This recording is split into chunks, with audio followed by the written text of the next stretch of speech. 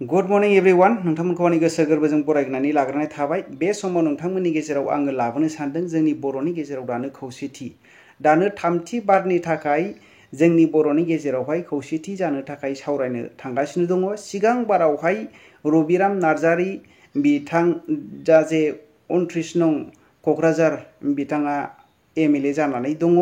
बिथांनि लिडजोंहाय पिसिडिआर आरो बिपिएफनि गेजेरावहाय खौसेथि जानो थाखाय सावरायनाय जादोंमोन, नाथाय बिथांनि नाजानाया फैलार जादों। बिथाङा सिगां बेबायदि एनार्जि गैयै स्ट्रेंथ गैयै बेबायदि जाबायमोन। मानो होनोब्ला बिथाङा बिपिपिएफ बे पार्टिखौ नागारनायनि गेजेरजोंहाय सिफायनायनि गेजेरजोंहाय उनावहाय हाग्रामा महिलारिजों बार जेननायनि जाहोनावहाय बिथाङा बिपिएफ हान्जायाव फैनानैसो बिथांनि खाफालखौ गेवनायखौ जोङो नुनो मोनदों। बिथाङा फेल जानानै थांबाय खौसेथि खालामनो नागिरनायावहाय। आरो नैथि बारावहाय उइलियाम मोसाहारी एमएलए जे बेखौ डाइरेक्सन हरदोंमोन डक्टर हिमन्त बिश्व शर्मा, आरो डक्टर हिमन्त बिश्व शर्मायाबो बिथांमोनखौ प्रमद बर'खौनो होन आरो बेबायदिनो मानगोनां हाग्रामा महिलारिखौनो होन बिथांमोनखौहाय डाइरेक्सन होदोंमोन आरो सावरायनायबो जादोंमोन उइलियाम मोसाहारीनि गेजेरजोंहाय। नाथाय मा जाखो रायजो राजाफोर लोगोफोर लास्टआवहाय हाग्रामा महिलारिया 12थासोल' गुबुन पार्टिनो सिट जासिनायनि जाहोनावहाय बेखौ गनायलायनाय जायाखै। बे जाहोननि थाखाय सिगाङावहाय हाग्रामा महिलारिनि जुनैहाय सिगां खौसेथि जानो हायाखै। मानो होनोब्ला बिथाङाबो गोबांथार सिट देरहानो हागोन लससो जागोन सानदोंमोन। पावारा ओरैनो जुदि गुबुना देरहानानै थाङोब्ला बिथाङाबो मोजां सानदोंमोन। आङो देरहानानै गावखौनो सिफ जानो थोनखाबाय नालाय आरो गाव गासैखौबो देरहाजोबनायनि मोनसे प्लान पलिसि लादोंमोन। आरो दाबो जोङो नुनो मोनदों रायजो राजाफोर दाबो 25थासो सिटखौ बिखादों होननानै जोङो खोनानो मोनदों। मानो होनोब्ला जे जायगाफ्रावहाय इउपिपिएलनिफ्राय बांसिन भट मोनदों बे सिटफोरखौ नायजोबनायनि गेजेरजोंहाय बिथाङा सारिजालि खालामनायनि गेजेरजों बे सिटखौ बिदों। बे जाहोनाव जोङो जालायगोनखौ जोङो नुनो मोना। जुदि 50-50 सिट रानलायलायनाय जायोब्ला बेवहाय गनायलायगोनखौ जोङो नुनो मोनहरो। नाथाय दिनैहाय सोरनि खैसारावहाय रन्जन दैमारि सारखौहाय दिनै जेलाव दोनबाय थानाय जाखो ना बिथांमोनहा हाग्रामा महिलारि सारजों आरो दिनैहाय मानगोनां प्रमद बर' सानैजों बुजा-बुजि जानायनि गेजेरावहाय नैबे रन्जन दैमारि सारखौ बिथांमोना सावरायनायनि गेजेरजों गावसोर राजनिति खालामबाय थानो बे फैयोब्ला गावस्रा सिट मोननाय नङा साननानै रन्जन दैमारि सारखौ दोनबाय थानानै दङ नामा? बे मोनसे कुइसन फैदों रायजो राजाफोर। जास्ट कुइसनसोलै बियो, आंनि स्टाडि खालामनाय रायजो राजाफोर नोंथांमोनहा बेखौ नाय आरोखि।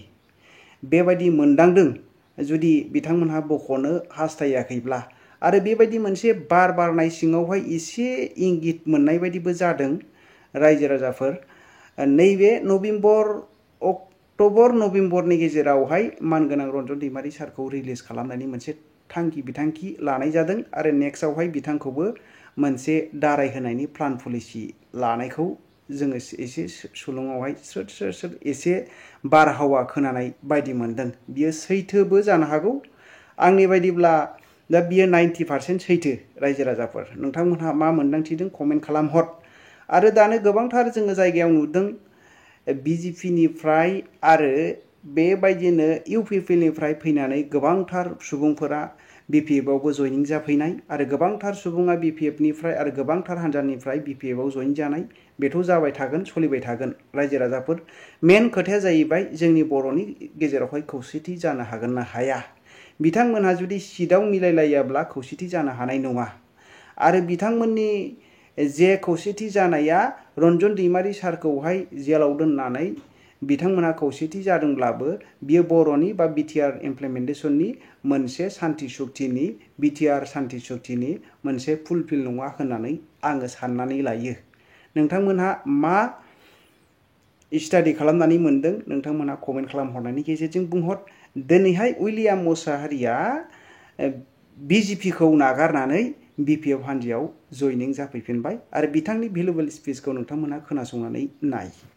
কাৰণত ঠিক তেনেকৈ মোৰ ক্ষেত্ৰতো তেনেকুৱা হ'ল যেতিয়া BPF-ৰ ফালৰ পৰা আমাৰ বিশেষ BPF-ৰ দায়িত্বত থকা এজন সম্পাদকে মোৰ বিষয়ে ক'লে যে অমুকৰ প্ৰয়োজন নাই, ইমানুৱেল মোছাহাৰী ফেক্টৰ নহয়, প্ৰয়োজন নাই। আৰু সেই বিষয়টো লৈ আমি স্পষ্টীকৰণ বিচাৰিছিলোঁ মই আমাৰ সভাপতিৰ ক্ষেত্ৰত, আৰু সভাপতিয়ে সেইটো সময়ত তেনেকৈ স্পষ্ট নক'লে, তেনেকেই মই BPF-ৰ পৰা আঁতৰি গৈছিলোঁ। তাৰপিছত আকৌ আমাৰ সভাপতি মহোদয়ৰ ফালৰ পৰা আকৌ আহ্বান জনালে, তেতিয়া মই আকৌ গুচি আহিলোঁ। গতিকে এইটো হ'ল। গতিকে মোৰ ব্যক্তিগত হিচাপে যদি প্ৰয়োজন নাই বুলি কৈছে, মই তেনেকৈ আঁতৰি গৈছোঁ, কাৰণ মইতো আৰু UPPলৈ সোমাব নোৱাৰোঁ। গতিকে তেনেকুৱা অৱস্থাত মই বাহিৰত আছিলোঁ কিছু বছৰ। আপুনি BPF-ত থাকোঁতে BPF-ৰ এটা প্ৰস্তাৱ আহিছিলে, আকৌ এবাৰ আপুনি BPF-ত আহিলে বিজেপিৰ পৰা, এই মিত্ৰতা চব মিত্ৰতা UPPL আৰু BPF-ৰ মাজত মিত্ৰতা বৰ্তমান যিটো মিত্ৰতাৰ কাৰণে এলায়েন্সৰ কাৰণে চলি আছে, এইটো তৃতীয়বাৰ। বাকী দুবাৰটো ফেইল হৈ গ'ল, অৰ্থাৎ কাৰ্যত পৰিণত কৰিব নোৱাৰিলোঁ। প্ৰথমটো ৰবিৰাম নাৰ্জাৰীৰ নেতৃত্ব আছিলে আৰু দ্বিতীয়টো মোৰ নেতৃত্বত আছিল। আকৌ আমি প্ৰচেষ্টা চলাইছোঁ। এইবাৰ আমি নিশ্চয় এটা কনক্লুজনত আমি আহিম, সুন্দৰভাৱে এতিয়া আগুৱাই গৈ আছে। গতিকে আমাৰ হাতত যথেষ্ট সময় আছে, এটা বছৰ আছে। গতিকে যেতিয়া নিৰ্বাচনৰ সময় আহিব, খুব সম্ভৱ ইয়াৰ এমাহমান আগতে আমি ফাইনেল কৰি দিম। BTR চুক্তিখন ডাষ্টবিনত পেলাব পৰা হৈছে নাই, এইটোতো আমি চবেই যেন নিৰ্বাচনৰ সময়তো মই স্পষ্ট কৈছিলোঁ যে BTR চুক্তিটো হ'ল সংবিধানত প্ৰদত্ত কোনো এটা চুক্তি নহয়, এইটো জাষ্ট বুজা পৰা, এটা বুজা পৰা। আৰু আপোনালোকে জানে যে BTC চুক্তি এতিয়ালৈকে স্ক্ৰেপ কৰা হোৱা নাই। গতিকে অলপতে যিটো চাৰ্কুলাৰ আহিছে, যি চাৰ্কুলাৰত এপইণ্টমেণ্টৰ কথা কোৱা আছে, আৰু সেই এপইণ্টমেণ্টটো টানি আনিছে BTC চুক্তিৰ পৰা, কাৰণ BTR চুক্তিত এপইণ্টমেণ্ট দিব পৰা নোৱাৰাৰ বিষয়ে একোটা কোৱা নাই। কোনোবা NDB ল'ৰাবিলাকৰ কাৰণে পুলিচ কেছৰ বিষয়ে, উইড্ৰলৰ বিষয়ে এইটো স্পষ্ট কৰিব। গতিকে BTC এশখন আছে আৰু BTR এশখন, কিন্তু 2024 3 জানুৱাৰীত যিটো মাইনেজ ওলাইছে, ইয়াত স্পষ্ট ভাষাত কোৱা হৈছে যিটো প্ৰমিছ কৰা হৈছিলে BTR চুক্তিত, এইটো আজিৰ দিনত আখৰে আখৰে পালন কৰাটো সম্ভৱ নহয়, কাৰণ বেছিভাগ পেকেজটো ডেভেলপমেণ্ট পেকেজ আছিল।